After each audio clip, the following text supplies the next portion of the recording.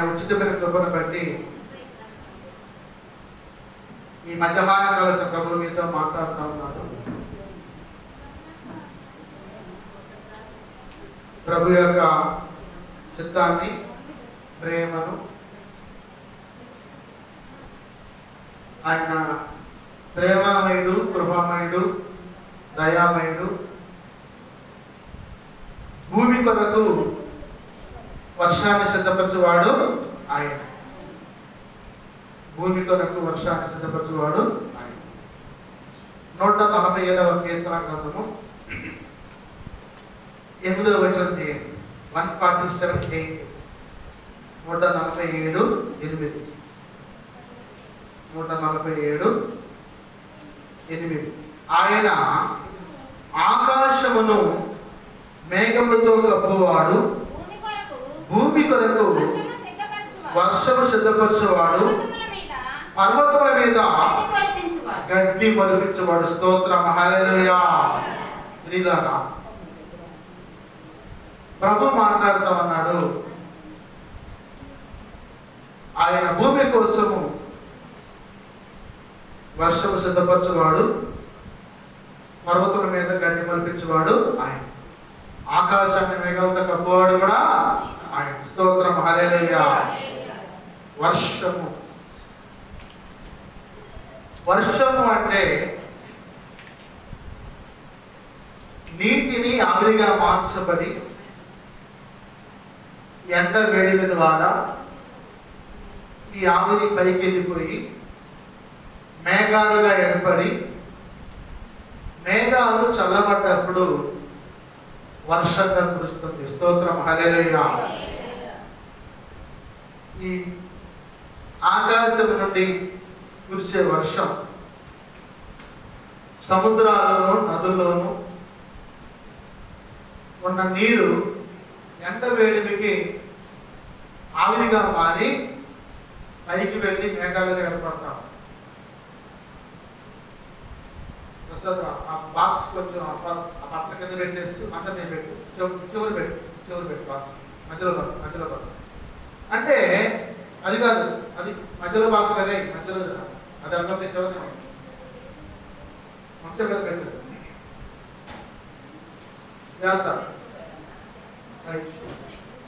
చివరికి పట్టలు తీసి జోడు నగలు జోడు మా జరుపు పదార్థం తీసి. అంటే యేసుక్రీస్తు ప్రభు వారు వర్షం గురించి ఆయన తెలియజేస్తూ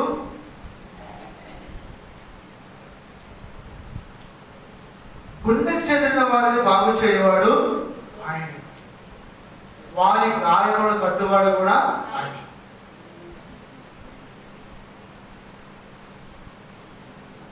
ఎందుకు గుండె జరుగుతుంది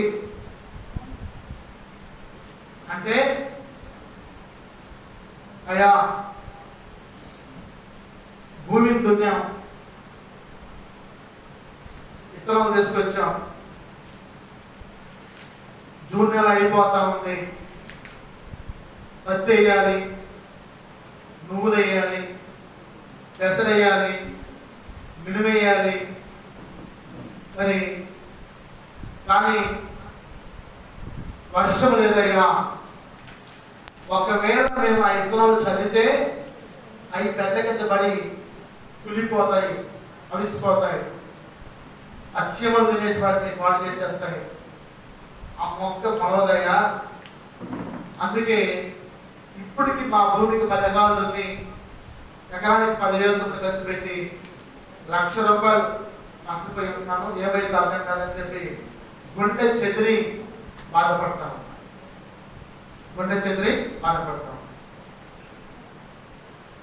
దిగులు చెందుతా ఉంటారు. కానీ ఈ లోకంలో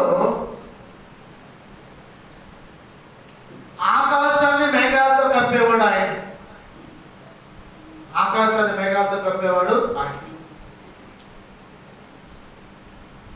భూమి కొరకు వర్షం సిద్ధం చేసేవాడు ఆయన. నడిపించేవాడు ఆయన. అనుచు కాకు పిల్లలకు ఆహారం ఇచ్చేవాడు ఆయన. పిల్లరా, నిన్ను మంచి గోధుమలతోటి తృప్తిపరిచేవాడు ఆయన. మంచి గోధుమలతో. ఈ గోధుమ పంట ఎక్కడి నుంచి వస్తుంది? భూమి నుంచే. భూమి నుంచే. దేవుడు భూమిని దున్ని సిద్ధంగా ఉంటే వర్షాన్ని కురిపించి విత్తనాలు వేస్తే అవి మొలిచి పంటగా మారి ఆహారంగా మారుతుంది. స్తోత్రం, హల్లెలూయా. కాబట్టి గుండె చెదరిన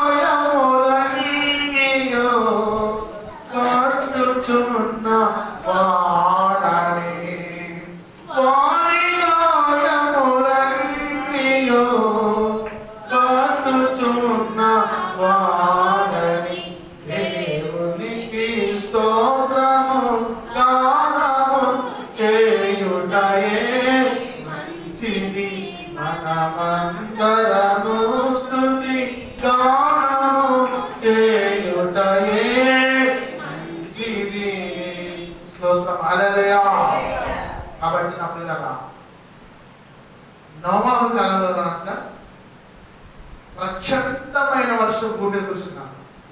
ఆది కాండము 7వ అధ్యాయము 12వ వచనం తీసినట్లయితే, ఆది కాండము 7వ అధ్యాయము 12వ వచనం, 7:12. 40 పగలును 40 రాత్రులను ప్రచండ వర్షము భూమి మీద కురిసెను. స్తోత్రం, హల్లెలూయా. ఒరే నాయనా, మారండ్రా, దేవుని మాట వినండ్రా. ఈ పిచ్చోడు ఓడ తయారు చేస్తుందో వీడికంతా వర్షం వచ్చిందంట, వీడి పిల్లలు మాత్రం, ఈ భార్య మాత్రం రక్షించబడతారంట, మనమంట మారాలంట అని చెప్పి హేళన చేసి నవ్వారు. కానీ నోవాహు దేవుని దృష్టిలో ఆయన నీతిపరుడు, నిందారహితుడు, దేవునితో కూడా నడిచిన. దేవుడు నోవాహు కుటుంబాన్ని ఎంచుకొని రాబోయే జలప్రలయం గురించి చెప్పి ఒక ఓడ తయారు చేయించాడు. ఆయన ఏమన్నారంటే, 40 రాత్రి పగలు నేను భూమి మీద వర్షాన్ని కురిపించబోతున్నాను. కాబట్టి సమస్త జీవరాశుల్ని భూమి మీద ఉండకుండా పుట్టి వేస్తాను అని చెప్పాడు.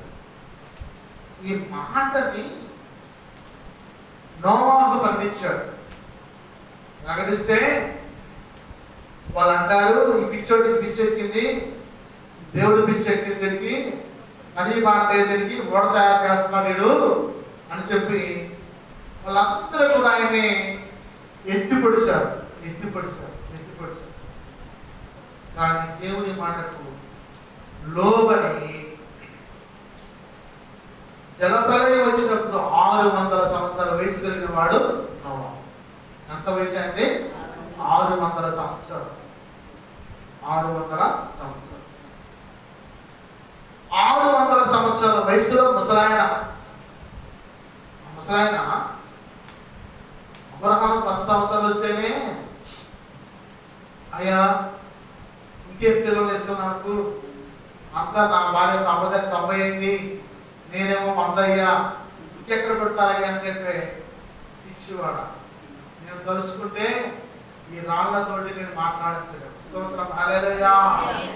ఆ వయసులో అంటే అబ్రహాం నడుచుకుంటూ పోతా ఉంటే, ఏమయ్యా అబ్రహాం, ఒక కొల మాను కర్ర తీసుకున్నావు, ఎక్కడికి పోతున్నావు అన్నారు. నేను ఈ భూమిని కొలుస్తున్నా, కొలుస్తున్నా. ఎందుకు? ఎంత మడిచి ఎంత కొలుస్తాను నువ్వు నాకు ఇస్తాను దేవుడు. స్తోత్రం హల్లెలూయా. మరి నీకు పోయే కాలం వచ్చిందిరా బాబు. ఈ వయసులో నువ్వు భూమిని కొలవడం ఏంది? నీకు దేవుడు ఇవ్వడం 100 సంవత్సరాల వయసు వచ్చింది. మీ సంతానానికి ఆకాశ నక్షత్రాలాగా ఇసుక రేణువులాగా ఇస్తానన్నాడు. భూమిని కొలమానికి కలిసి కొలమానికి కొలుతున్నాం అని చెప్పి ఆయన కూడా నేరం చేశాడు. నవ్వాడు. నవ్విన నాప్చనే పండింది. ఇస్సాకు నవ్వుగా వచ్చి జన్మించాడు. స్తోత్రం హల్లెలూయా. ఆయన ఈ భూమి మీద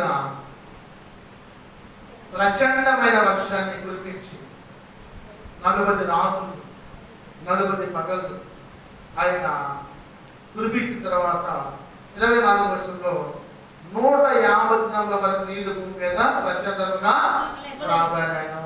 150 రోజులు. ఎన్నెళ్ళమ్మా? ఎన్నెళ్ళు?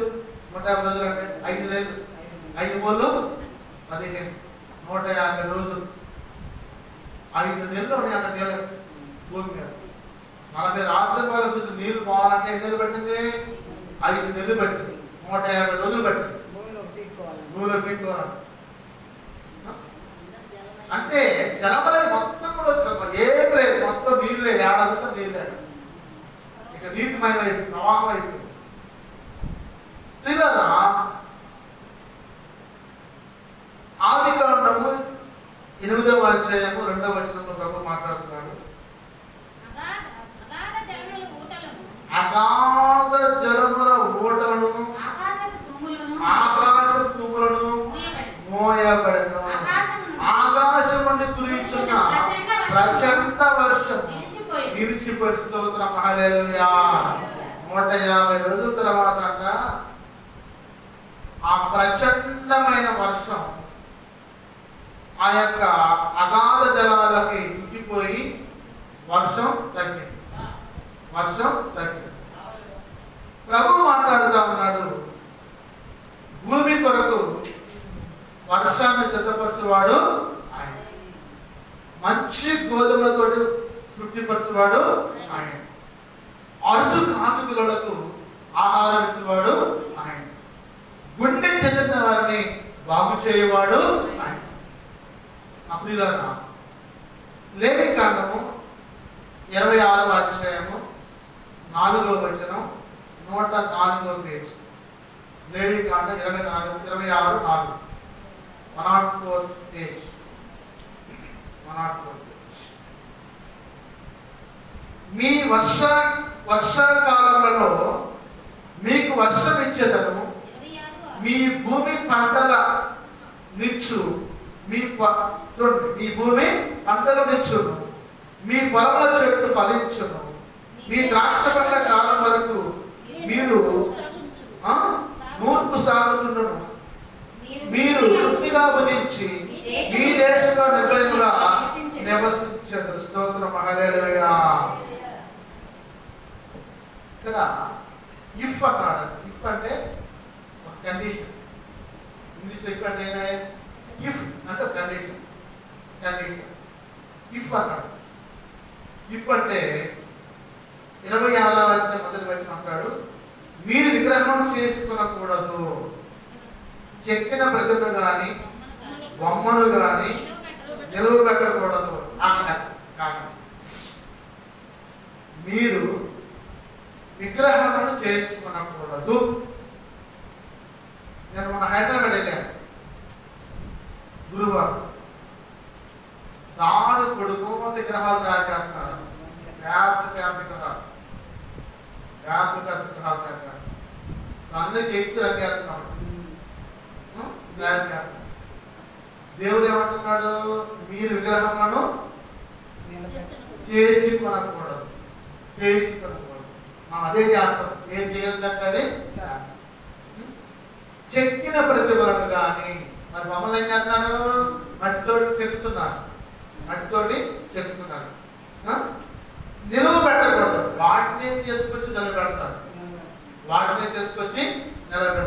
నిలబెడతారు. నైవేద్యం అంట, పాయసం అంట, పరమాన్నం అంట, పప్పు బెల్లం అంట, రకరకాల చేసి ఆడ పంటలు పెట్టి చేసుకొని తింటే అవి సప్పగా తప్పదు. ఏమంటారు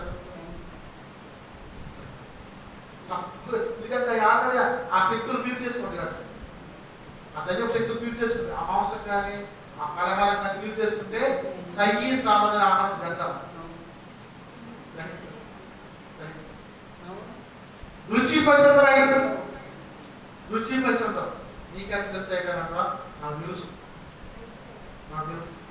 ఎందుకంటే నేను రక్షణ పొందిన రోజుల్లో కొంతమంది గోయలకు వెళ్తే సత్యనారాయణ వ్రతం పెట్టి ఏదో ఆ గోధుమ పిండి మందార కలిపి గోధుమ పిండి అన్నది మందార కలిపి తీసుకొచ్చి పెట్టయ్యా అన్నారు. నాకు తెలుసు అంత పెట్టుకుని నేను పెట్టా. పెట్టేసరికి చూస్తే గోధుమ పిండి మందార ఇట్లా నాకున్నాడు. చూస్తే సగ్గి లేదు, గ్రహం సగి ఉండదు సాగు. గ్రహం తెప్పించిన మాంసం తింటే శబ్దం పెట్టమంది, శబ్దం పెట్టమంది, శబ్దం పెట్టమంది. దాంట్లో సాగు మొత్తం ఆ శక్తులు పిలిచారు, శక్తులు పిలిచారు.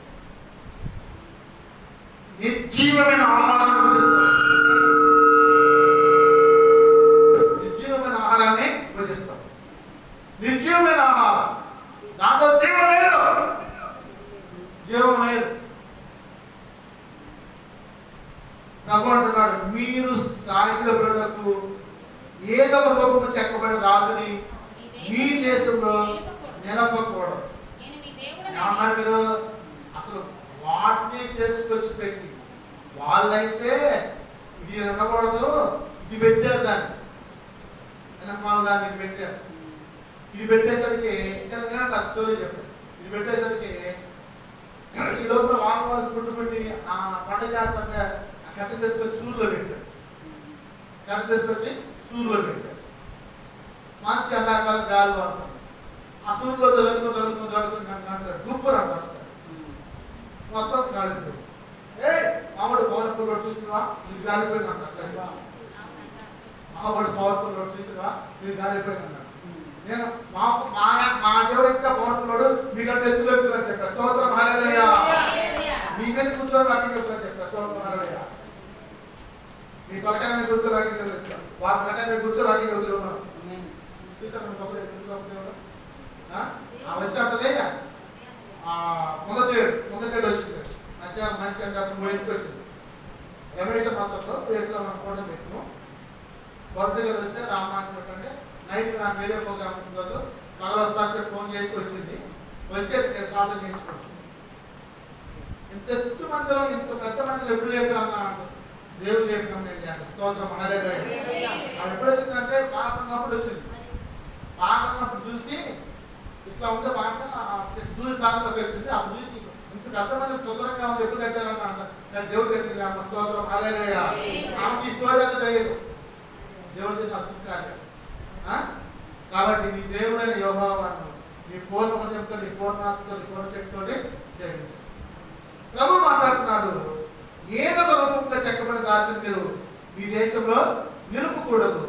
నేను మీ దేవుడైన యెహోవాను, నేను నియమించిన విశ్రాంతి దినమును మీరు ఆచరింపవలను, నా పరిశుద్ధ మందిరమును సన్మానింపవలను, నేను యెహోవా. స్తోత్రం హల్లెలూయా. ఇప్పుడు నేను చిన్న ప్రశ్న వేస్తున్నాను, చిన్న ప్రశ్న. మీలో టెన్షన్లు వచ్చేవాళ్ళు అనుకుంటున్నారు. టెన్షన్ వచ్చిన 1, 2, 3, 4, 5 వాళ్ళకి అర్థం కాల. 6 భూషం ఎత్తది, భూషం ఎత్తట్లా. 1, 2, 3, 4 ఎత్త ఎత్త 5 శివమేతో 6, 7, 8, 9, 10, 11, 12. సరే ఇది ఎత్తాడు. సూర్య గారు ఎక్కడలేదా? 13 నిమిషాలు అంటే వచ్చేది. అంత వచ్చిందా నీకు? వచ్చేది. సరే 13 వచ్చాడు. 13 ఏళ్ళు ఎంత అండి? 13 ఏళ్ళు, 13 ఏళ్ళు అంట 9,100. నేను మీకు ఈ క్వశ్చన్ ఛాలెంజ్ చేస్తాను. ఇప్పుడు నాకు ఇందులో ఇచ్చేవారు ఇద్దరే ఉన్నారు, ముగ్గురే ఉంటారు, 11 మంది ఉన్నారు. రేపు దేవుడు మీకు కలిగించి ఒక్కొక్క వ్యక్తికి రేపు పొద్దున్న 6కి మొదలుపెట్టి 10 లోపల 20 వేసుకుంటాం. వాళ్ళు మీ ఇంటికి తీసుకొని చెప్తారు. 700 రూపాయలు దశభాగం తీసి అతను పక్కన పెడతాను. చెప్పండి, గుణమేట్ చేస్తాను. నువ్వు పెడుతున్నావు, ఆమె పెట్టింది, ఈ అమ్మాయి పెట్టి, ముగ్గురు పెడుతున్నారు. అప్పటి మీద మరింత పెట్టి కానీ సువార్తగా పెట్టి 2, 3, 4 పెడుతున్నారు. 13 మందిలో 4 పెడితే మందిర పరిచయం ఎలా ఉంది చెప్తుంది? చెప్పండి. మందులు లేవనో లేకపోతే అసలు దశభాగం తీయడం మీరు అలవాటు చేసుకోవాలి. ఎందుకంటానంటే నాకు వచ్చేది 1,00,000లో 15,000 దశభాగం పెడితే ఎంత అవుతుంది? 1,00,000 అవుతుంది. నేను అందుకంటే 4,5 లక్షలు ఎత్తాను, 3 రెట్లు పెడతాను. మన కూడా 1,50,000 అయింది. వారానికి ఈ పరిచయం కలవాలంటే ఆటో నిమిత్తం అయితేనే, భోజనం నిమిత్తం అయితే 500 ఖర్చు అవుతాయి. లెక్కేసుకో, నెలకి ఇది ఒక 2,000. కాబట్టి ఈ పరిచయ నిమిత్తం మనం ఎంత ఖర్చు పెడతామంటే 3 రెట్లు ఖర్చు పెడతాం. మీరు ఒక రెట్టు ఇన్కమ్ కోసం అల్లాడిపోతున్నారు. ఒక రెట్టు ఇన్కమ్. నేను అంతకుముందు ఒక విశ్వాసంతో ఒక మాట చెప్పాను. ఒక మాట చెప్తే, అమ్మా వారానికి 100 రూపాయలు అన్నయ్య నేర్చుకోండి, మీకు కరువు రాదు, సమృద్ధి ఉంటుందని చెప్పాను. ఒక్క ఆమె వేస్తాను. ఒక్క ఆమె భద్రం పరిచి కవర్ పెట్టి అవసరం పెట్టి వేస్తాను. ఎప్పటి నుంచి 3 సంవత్సరాలు, ఎంత సంవత్సరాలు చెప్పేది? 2 సంవత్సరాలు అంటే 3 సంవత్సరాలు నా మాట చెప్పండి. మీరు వారానికి 100 రూపాయలు సందేయండి, దశభాగం చేయండి. మీకు నచ్చిన పాస్టర్ వచ్చి వాకింగ్ చెప్తారు. స్తోత్రం, హల్లెలూయా. నెలకు ఒక ఉద్యోగ సభ పెట్టవచ్చు. నెలకు ఒక ఉద్యోగ మహాసభని పెట్టవచ్చు. ఒక రివైవల్ వస్తుంది. ఇక్కడ రివైవల్ వస్తుంది అంటే అన్ని గ్రామాల నుంచి ఆటోలు బండ్లు వేసి ఉడికొస్తారు. ఎందుకంటే వచ్చే పాస్టర్ వచ్చిన ప్రార్థన అలా ఉంటుంది. స్తోత్రం, హల్లెలూయా. దేవునికి ఇచ్చి శోధించు. మనం దేవుడి సొమ్ము దొంగిలించకూడదు. దొంగిలించుకోవడానికి ఆశీర్వాదాలు, అభివృద్ధి కాదు. మీ మందిరంలో ఆహారం ఉంటున్నట్టు మీ యొక్క ఆస్తులు 10వ భాగం తీసుకొచ్చి అప్పగించాలి. నేను మరాఠీ గ్రంథంలో ప్రభు మాట్లాడుతున్నాడు. ఎందుకంటే దేవుడు మీకు మేలు కోసమే ఆయన వాగ్దానం చేసిండు. మాట తప్పకుండా రేపు తీసుకొని చేస్తుంది. ఇప్పుడు ముసలి నేను రాసుకోవడం కాదమ్మా, ఆ మాట అనుకో ట్రై చేసి ముసలి రాసుకోవడం కాదు. దేవుడి కోసం ఖర్చు పెట్టండి. మీకు మంచి ఆరోగ్యం, హాస్పిటల్ బాగుంది. హాస్పిటల్ పోతే 2,000 వేసిపోతాయి, 3,000 వేసిపోతాయి, 5,000 వేసిపోతాయి. దేవుడు మంచి ఆరోగ్యం ఇస్తాడు, శక్తిని ఇస్తాడు, బలం ఇస్తాడు. మీ షుగర్ కంట్రోల్ అవుతుంది, బీపీ కంట్రోల్ అవుతుంది, మీ నడుదెప్పులో మోకాలు కట్టుకుంటూ స్వస్థత వస్తుంది. నీకు ఎందుకు స్వస్థత రాలేదంటే దేవుడికి అన్నింటిలో చదువుతున్నా.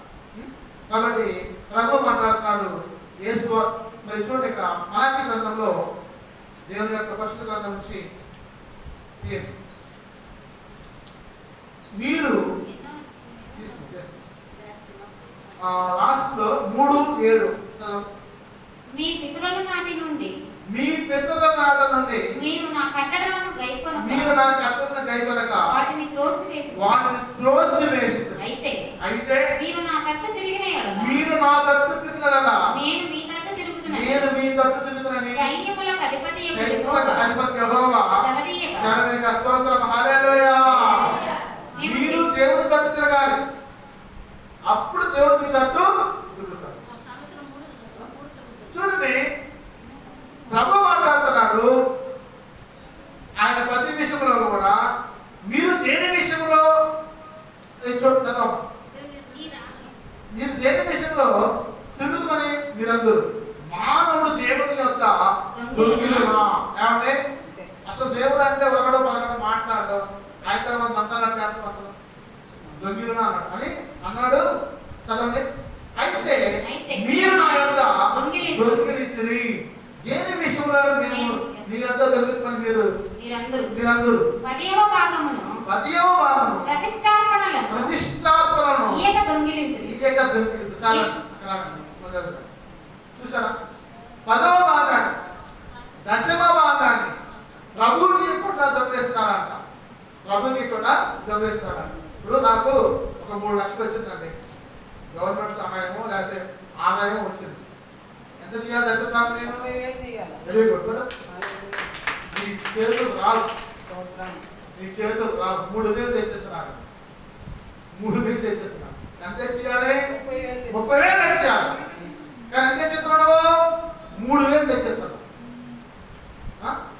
నీకు ఇచ్చేతనం రావాలంటే దేవుడికి నువ్వు ఇచ్చి శోధించాలి. నీకు 7,000 రూపాయలు ఎందుకు? నీ సొమ్ము కాదు, దేవుడికి నీకు ఇచ్చే గిఫ్ట్. అది దేవుడికి ఇచ్చే గిఫ్ట్. అది బహుమతి ఇస్తున్నాడు. బహుమతి కొడుతున్నాను నువ్వేమో అమ్మో నా సొమ్ము అని చెప్పి ఒంట్లో కాదు నొప్పో కడుపునొప్పో హాస్పిటల్ పోతే 2,000 వేసుకోవాలి.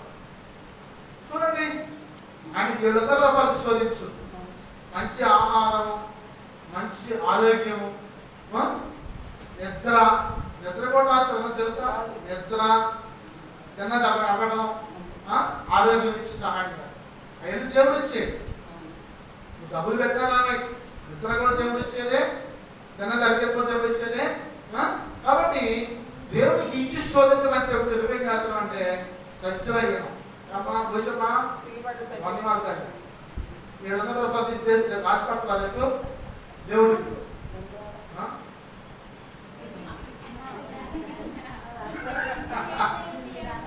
సూత్రం సంగతి అవుతుంది. ఏదో మాట్లాడాలంటే కాబట్టి ప్రతి విషయంలో కూడా దేవునికి ఇచ్చి శోధించాలి. చూడండి, నీ రాబడి అంతటిలో ప్రథమ ఫలములను యెహోవాను కనపరచు.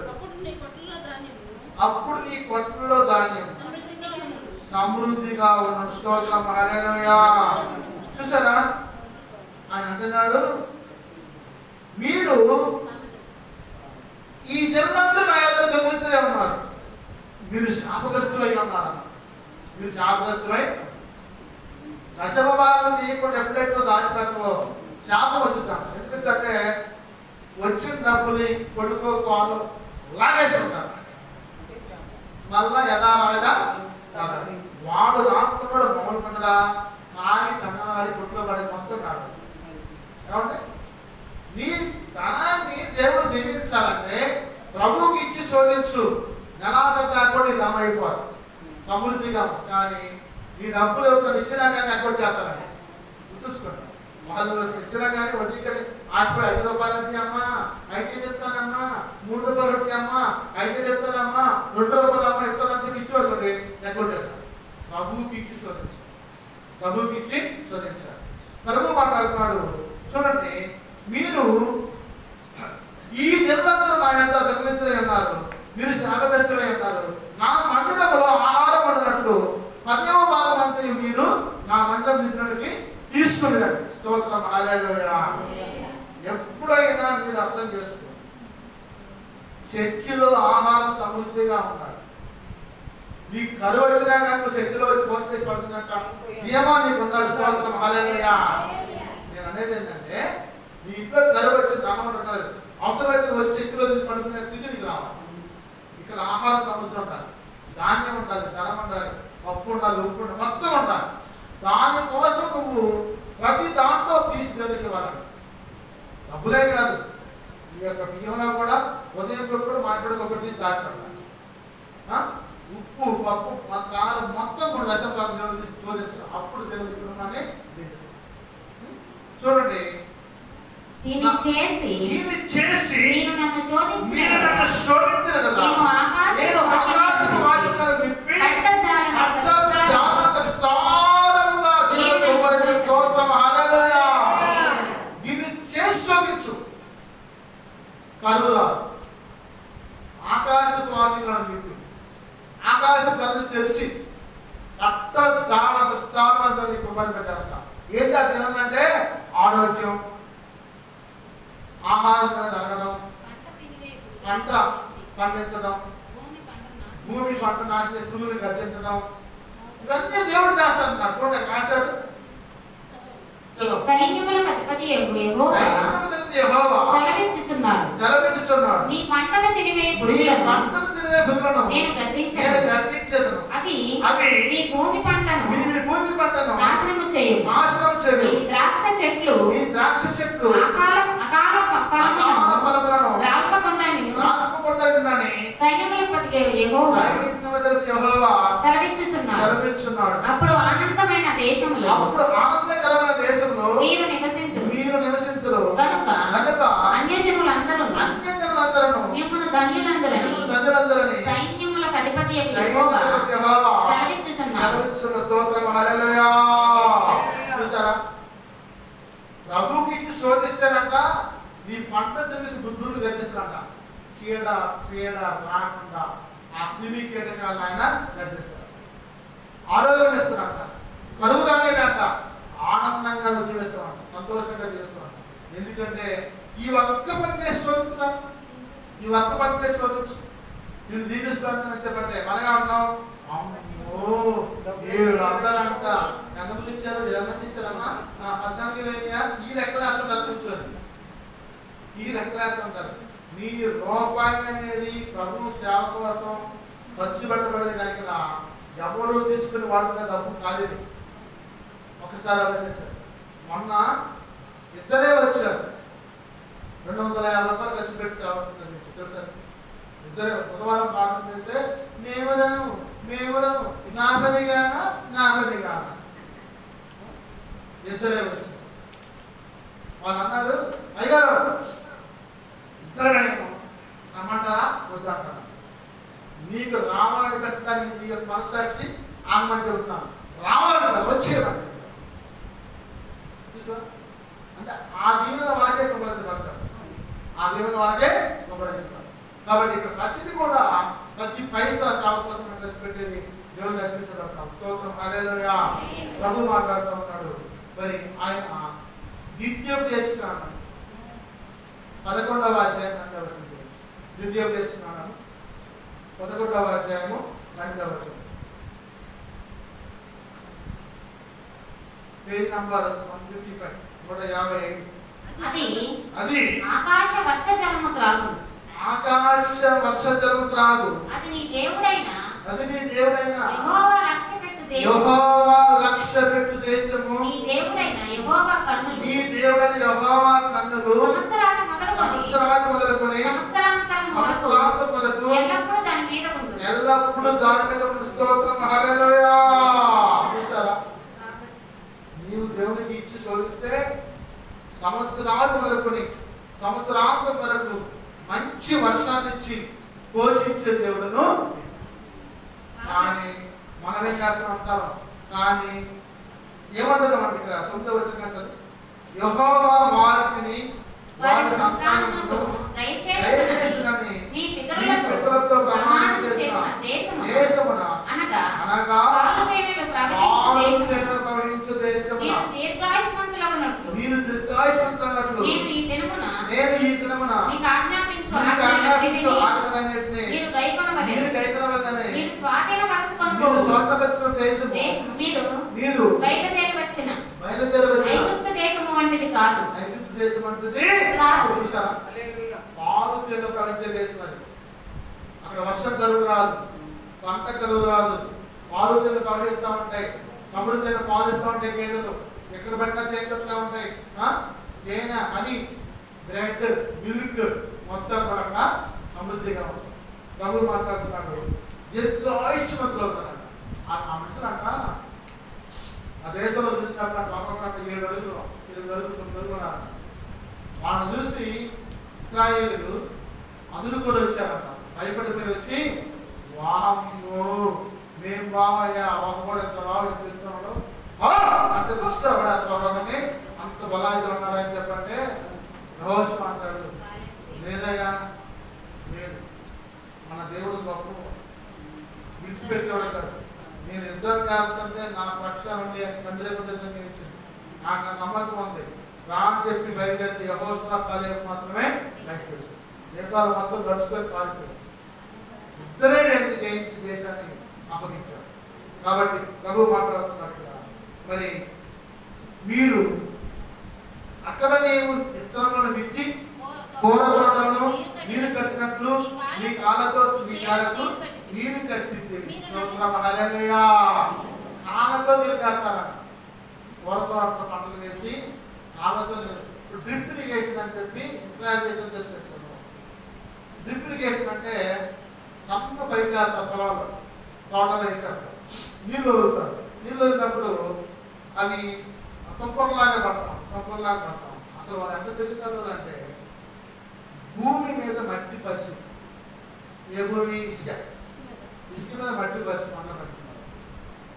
ఇసుక మీద మట్టి పెట్టుకున్నారు. పొలం లేదు, మంటపు లేదు, ఇసుక మొత్తం ఎడారి మీద మట్టి పరిచేసి రిప్లికేషన్ పెట్టి మంట పెట్టుకున్నారు. స్తోత్రం హల్లెలూయా. ఆయన మీరు నది దాటి స్వాధీన పట్టుకొనుటకు వెళ్తున్న దేశము కొండలు లోయలు గల దేశం. స్తోత్రం హల్లెలూయా. అక్కడ ఏమన్నాయంట? కొండలు లోయలు. నేను యూట్యూబ్లోకి వస్తాను. 2 కొండలు ఎట్లా ఉన్నాయి? లోయలు ఉన్నాయి. లోయలు నీళ్ళు ఉన్నాయి. పక్కనే ప్రజలు వేస్తాం. ఎంత అందంగా ఉందంట ఆ ప్లేస్ చూస్తే. ఫంక్షన్ బయలు ఆ పచ్చిక బయలు వేసి ఆ నీళ్ళు త్రాగి ఆ ప్రజలు తినేస్తారు, ఆ పశువులు తినేస్తారు. అంత సమృద్ధి చేసినారు, అంత సమృద్ధి అయినా చేసినారు. చూసారా? మరి ప్రభు మాట్లాడుతున్నాడు, మీరు ఎదుగుతున్న దేశము అది ఆకాశ వర్ష జలము రాదు. మన పొలాలకు కూడా విస్తారమైన వర్షాలు కురిస్తే ఆకాశ వర్ష జలం రాగి నదులు పొంగి మారి డ్యాములు నిండి మంచి వర్షాలు కురిసి మంచి పంటలు పండుగ హల్లెలూయా. ప్రభు మాట్లాడుతున్నాడు, మరి నీ దేవుడైన యెహోవా లక్ష్య పెట్టు. నీ దేవుడైన యెహోవా కన్నులు సంవత్సరాంతం వరకు ఎల్లప్పుడూ దాని మీద. స్తోత్రం హల్లెలూయా. నీ మీద నీ కుటుంబం మీద కూడా సంవత్సరాలు మొదలుకొని సంవత్సరాంతం వరకు యెహోవా కన్నులు నీ మీద ఉండి దీవించునుగాక. ఆమేన్ హల్లెలూయా. చూసారా? ప్రభు అంటున్నాడు 28వ అధ్యాయం 11-14 చదివామా? 11-14 అక్కడ మీ దేశం వర్షం అనగా ఈ దేశమునకు వర్షం అనగా తొలకరి వానను కడవరి వానను దాని కాలమున కురిపించను. హల్లెలూయా. ఏ కాలంలో ఏ వర్షం కావాలి? వర్షాకాలం, శీతాకాలం, వేసవికాలం. ఏ వర్షం కావాలి ఆ వర్షాన్ని కురిపించి నీకు దీవిస్తాను. అందువలన నీవు నీ ధాన్యమును నీ ద్రాక్షరసమును నీ నూనెను కూర్చుకొను. మరియు నీవు తిని తృప్తి పొందునట్లు నీ పశువుల కొరకు నీ చేల యందు గడ్డి మొలిపించను. స్తోత్రం హల్లెలూయా. నీకు ఆహారం ఇస్తాను, నూనె ఇస్తాను, నీ పశువులకు మేత ఇస్తాను. అలా నీ హృదయము మాయలో చిక్కి ద్రోవ విడిచి ఇతర దేవతలను పూజించి వాటిని నమస్కరింపకుండా నీవు జాగ్రత్త పడుడి. లేని యెడల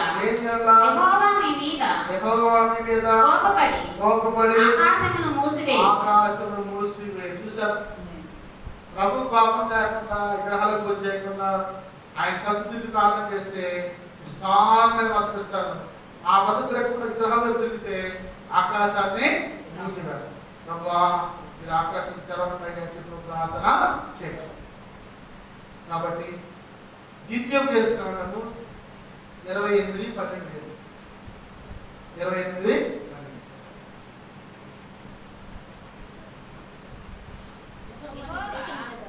యెహోవా నీ దేశము మీద వర్షము దాని కాలమందు కురిపించుటకును నీవు చేయు కార్యమంతటిని ఆశీర్వదించుటకును ఆకాశమును తన మంచి ధననిధి తెరుచును. నీవు అనేక జనములకు అప్పిచ్చెదవు గాని అప్పు చేయకు. స్తోత్రం హల్లెలూయా. ప్రభు మాట్లాడుతున్నాడు, యెహోవా నీ దేశం మీద వర్షము దాని కాలము కురిపించుటకు నీవు చేయు కార్యమంతటిని ఆశీర్వదించు. ఇక్కడ ఒక మాట రాయబడింది, ఆకాశం తనని తెలుస్తా అన్నాడు. ఆకాశ తల్లిని తెలుస్తాడు. ఎలా తెలుస్తాడు చెప్పండి? ఆకాశ తల్లిని ఎలా తెలుస్తాడు? ఆజ్ఞలను పాటించి ప్రార్థన చేస్తే నీవు భూమిని దున్ని సరదాగా ఒక 10 కేజీలు నువ్వులు తెచ్చిపోయి చల్లొచ్చు. ఆ నువ్వు పంట 20 క్వింటాలు అయింది. హల్లెలూయా. కింట 6,000 వేసుకున్నారు. కింట 6,000 వేసి ఉన్నారు. ఎంత వచ్చింది? 1,20,000 తమ్మిది తెలిసింది. దేవుడు స్తోత్రం. అది కూడా అది దాన్ని తెలవదు. నీ పంటని ఆస్వాదించి, నీ మిర్చి పంట ఆస్వాదించి, ఏ తెగులు రాకుండా, ఏ పురుగు రాకుండా ఆయన కాపాడి 40 క్వింటాలు పడితే అది సింపుల్ వేసుకో. సింపుల్గా 40 గజాలు అంటే 6 లక్షలు. ఎంతమ్మా? 6 లక్షలు. 2 లక్షలు పెట్టుకోవడానికి ఎంత మిగిలిన? ఆకాశ తల్లిని తెలుసు. ఎవరో దాసుకుని డబ్బులు తీసుకొచ్చి నీ రకాలు తెచ్చుకొని నీ డబ్బులు ఇస్తాను, నీ నువ్వులు తీసుకొని డబ్బులు ఇస్తాను, నీ పత్తి తీసుకొని డబ్బులు ఇస్తాను, నీ ఒడ్లు తీసుకొని డబ్బులు ఇస్తాను. ఇదే ఆకాశ తల్లి. ఆకాశం డబ్బులు రావు బయటికి. నువ్వు చేసే పని ఆస్వాదించి డబ్బు తీసుకొచ్చి దేవుడు నీకు అప్పగిస్తాడు. మీరు నేను కూలికి పోతాను అయ్యమ్మా నుంచి వచ్చింది వాళ్ళంటే పొలాలు ఉన్నాయి కాబట్టి వచ్చింది అని భూషం భూషం వచ్చాను. భూషమ్మ రోజు పనిపోదు, మంచి ఆదాయం పెట్టారు దేవుడు. రోజు పనిపోతే ఆయన కరువు రాదు. 10 రోజుల ఆహారంతో 20 రూపాయలు తిన్నా 20 రూపాయలు దాచుకున్నాం. దానిది మీరు ఎక్కడే నీకు దాని, మీరు ఎక్కడే నీకు దాన్ని. నువ్వు వ్యాపారం చేస్తావు, సగం మొత్తం ముడిపోయింది, లాభం వచ్చింది, అదే దాని లేదు. నేను ఉద్యోగం చేస్తున్నా, నా జీవితం నాకు దాని లేదు, అదే దాని లేదు. నీవు అనేక విధంగా అప్పించదు కానీ అప్పించేది. చూసారు? నీ దేవుడైన యెహోవా మాట శ్రద్ధగా విని నేడు నేను నీకు ఆజ్ఞాపించిన ఆజ్ఞలన్నిటిని అనుసరించి నడుచుకునే వల్ల నీ దేవుడైన యెహోవా భూమి మీద సమస్త జన్మకంటే నిన్ను హెచ్చించు. స్తోత్రం. హల్లెలూయా. ఆయన మాట శ్రద్ధగా వినాలి, శ్రద్ధగా ఉండాలి. ఎందుకంటే ఆయన ఆకాశ తల్లిని తెలిసారు. మనం ప్రసంగాన్ని నెల తీసి ఈ నెలలో అబ్బాయికి ఇచ్చాడు, ఈ నెలలో మంత్రులకి అయినా అసలు మాట్లాడలేక కూర్చొని 10 రూపాయలు తీసేట్టు అనుకుంటారు. లెక్కైతే ఏంటంటే 30 రూపాయలు చేస్తే 300, 150. ఆకాశ తల్లి తెరవడం. నీవు దేవుడని యెహోవా మాట శ్రద్ధగా వినాలి. శ్రద్ధగా అంటే నీ దేవుడని యెహోవా మాటను వినినట్ల ఈ జీవనాలన్నీ నీ మీదకి వచ్చి నీకు ప్రార్థించు. ఆయన మాట అంటే అంటే జీవనాలంటే కుమ్మరిస్తాడు. ప్రార్థించదు ఒక నీవు పట్టణంలో దీవింపబడదు, పొలంలో దీవింపబడదు. నీ గర్భ ఫలము, నీ భూఫలము, నీ పశువుల మందలు, నీ దుక్కుటెద్దులు, నీ గొర్రెల మేకల మందలు దీవించబడదు. అంటే 25 నుంచి పంపించదు, 25 పంపించు. నీ పశువుల మందలు 25 పంపించి అవుతున్నాయి. నీవు నీ దేవుడైన యెహోవా మాట శ్రద్ధగా విని నేను నీకు ఆజ్ఞాపించుచున్న ఆయన ఆజ్ఞలన్నిటినీ అనుసరించి నడుచుకొనిన యెడల నీ దేవుడైన యెహోవా భూమి మీద ఉన్న సమస్త జనముల కంటే నిన్ను హెచ్చించును.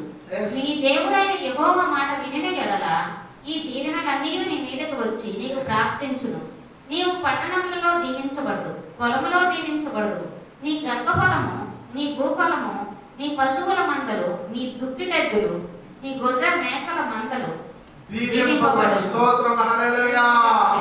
నీ గంపయు ఎంత దేవులంటే ఆ మాట శ్రద్ధగా అంటే పట్టణంలో నువ్వు టౌన్లో ఆడదీవించబడతావు, నువ్వు టౌన్లో ఉన్నావు ఆడదీవించబడతావు. నేను అక్కడ ఉన్నా కాబట్టి నాకు 3 ఏళ్ళే వస్తాయి పెన్షన్. నేను ఎక్కడ ప్రభావం నేను బతికేదంటే ఈ నెల నీకు 7 వెళ్తున్నాను, వచ్చే నెల 4 వెళ్తున్నాను. స్తోత్రం. హల్లెలూయా. అదే జీవన అంటే జీవన అంటే అదే దేవుడు అంటే అదే. కట్టని కోట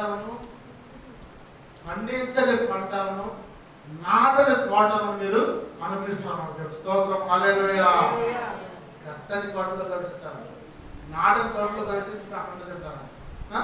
ప్రభు అంటున్నాడు, మరి నీ గర్భఫలము, భూఫలము, పశువుల మందులు, మేకల మందులు, గొర్రెల మందులు, దుఃఖెత్తులు దీవెంపడు. నీ గంపయు బిడ్డ తొట్టెయు దీవెంపబడు. స్తోత్రం హల్లెలూయా. ఆలయపడి పిలవరాదు, నూనె అయిపోలేదు, పిండి అయిపోలేదు. నిమిషం తొట్టెలు దీవించబడింది, నూనె దీవించబడింది, గర్భఫలం అయిపోయి చనిపోయింది కొడుకు. ఏదో ప్రార్థన చేస్తే వల్ల బ్రతికాడు. కాబట్టి నీ గంపయు నీ బిడ్డకి తొట్టెయు దీవింపబడు. నీవు లోపలికి వచ్చినప్పుడు దీవింపబడతావు, వెలుపలికి వచ్చినప్పుడు దీవింప. స్తోత్రం హల్లెలూయా. చూసారా చూసారా, వాడక వేస్తే దీవిస్తారంట, వెలుపలికి వెళ్తే దీవిస్తారంట. నీ మీద పడ్డ శత్రువులు యెహోవా ఎదుట హతము చేయనట్లు చేయి. వాళ్ళ త్రోవల నిమిత్తం బయలుదేరి వచ్చి 7 త్రోవల నిధుల నుండి పారిపోవుదురు. చూసారా, మీ శత్రువు దగ్గర వస్తే సాతానుడు వస్తే పారిపోవడమే, పారిపోవడం. కాబట్టి ప్రభు మాట్లాడుతున్నాడు, నీ పొట్లలో నీవు చేయు ప్రయత్నములన్నింటిలో నీకు దీవెన కలిగినట్లు యెహోవా ఆజ్ఞాపించును. నీ దేవుడైన యెహోవా నీకు ఇచ్చిన దేశంలో ఆయన నిన్ను ఆశీర్వదించు. స్తోత్రం హల్లెలూయా. నీ దేవుడైన యెహోవా అంట నీకు ఇచ్చే దేశంలో ఆశీర్వదిస్తాడు. చూడండి, నీవు దేవుడైన యెహోవా ఆజ్ఞను అనుసరించి ఆయన మార్గమును నడుచుకునేలా యెహోవాకి ప్రమాణం చేస్తున్నట్టుగా ఆయన తన ప్రతిష్టను స్థాపించు. స్తోత్రం హల్లెలూయా. వీళ్ళందరూ ప్రతిష్ఠించబడ్డ నిబంధన ప్రతిష్ఠిత జనులు, ప్రతిష్ఠిత జనులు, దేవుని బిడ్డలు. కాబట్టి ప్రభు భూ ప్రజలందరూ యెహోవా నామమును నీవు పిలువబడుతుందో చూసి, యెహోవా నామం పిలువబడుతూ చూసి ఏమన్నటువంటి ఇక్కడ భూ ప్రజలందరూ నీవు యెహోవా నామం పిలువబడుతూ చూసి నీకు భయపడుదు. స్తోత్రం హల్లెలూయా. భయపడుదు. ఎవరిని కూడా ఎప్పుడు తక్కువ అంచనా ఇవ్వరు. కాలం ఎప్పుడు ఒకే రకంగా మున్సిపాలిటీ అంతకాలం అంటే కొంతకాలం. నీ ఆరోగ్యం ఎంత, నీ ఆస్తి ఎంత, నీ అంతస్తు ఎంత, నీ జీవితం ఎంత. నేను అప్పుడప్పుడు చెప్తాను, బంగారం అంట కిమిరి అంటే ఏమిటంటే తీసేసారు, క్యాన్ దాచిపెట్టిందంట. క్యాన్ అంటే బంగారం దాచిపెట్టింది. క్యాన్ పొలం ఉంది, ఆస్తి ఉంది, అంతస్తు ఉంది, పదం ఉంది. కానీ దేవుడు ఆశీర్వదించిన గర్భఫలం ఏం చేస్తారు? ఆ బకెట్లు బంగారం అయిపోయిందో, ఆ పొలం ఏమైపోయిందో, పంట ఏమైపోయిందో, పర్లు పాలైపోయింది. అది కాదు, నీ సొత్తు కాదు. ఈరోజు నీది, రేపు ఇంకొకటి. ఈరోజు నీది, రేపు ఇంకొకటి. అది నీ సొత్తు కాదు. కాబట్టి ఎప్పుడు కూడా మనం తృణీకరించి ఎదురు వాళ్ళని మాట్లాడాలి, ప్రక్క వాళ్ళని మాట్లాడాలి, ఇరుగు వారిని మాట్లాడాలి, పొరుగు వారిని మాట్లాడదు. ఎప్పుడు తగ్గింపు స్వభావం ఉంటుంది. దీనత కుమరితమైన కుటుంబంగా ఉండాలి, కానీ వ్యక్తినిచ్చే కుటుంబంగా. ఈరోజు నీది, రేపు ఇంకొకరి. ఈ ప్రాణం పోతే ఎవరిది అయితే ఇంకొకరు, భూమి ఇంకొకరిది అయింది, బంగారం ఇంకొకరిది అయింది, ధనము ఇంకొకరి, ఉండే గృహం కూడా ఇంకొకరి. కాబట్టి ప్రభువు మాట్లాడుతున్నాడు, ఎప్పుడు కూడా మనం విడిచిపడదు, తృణీకరించబడదు. ఎవరు కూడా తృణీకరించదు. ప్రభువు మాట్లాడుతున్నాడు, మరి ఆయన నామాన్ని బట్టి మీరు మరి యెహోవా నీకు ఇచ్చిన మీ పితరులతో ప్రమాణం చేసిన దేశంలో, యెహోవా నీ గర్భఫల విషయంలోను, నీ పశువుల విషయంలోను, నీ నేల పంట విషయంలోను నీకు సమృద్ధిగా మేలు కలిగింది. హల్లెలూయా.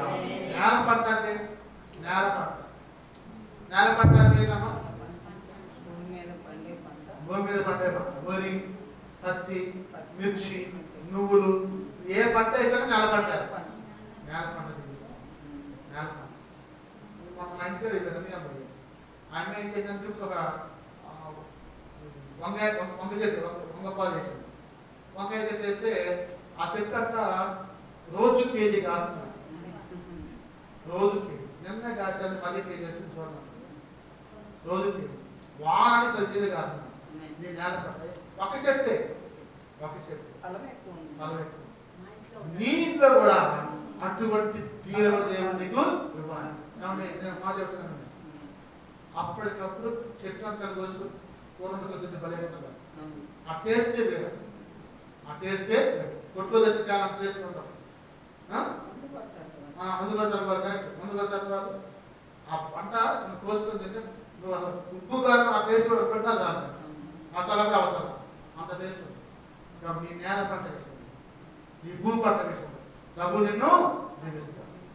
చూడండి, మరి ఆయన మాట్లాడుతూ ఉన్నాడు, యెహోవా నీ దేశం మీద వర్షం దాని కాలములో కురిపించుటకు నీవు చేయ కార్యమంతటిని ఆశీర్వదించుటకును ఆకాశము తన మంచి ధన్యతని పెరుగుచును.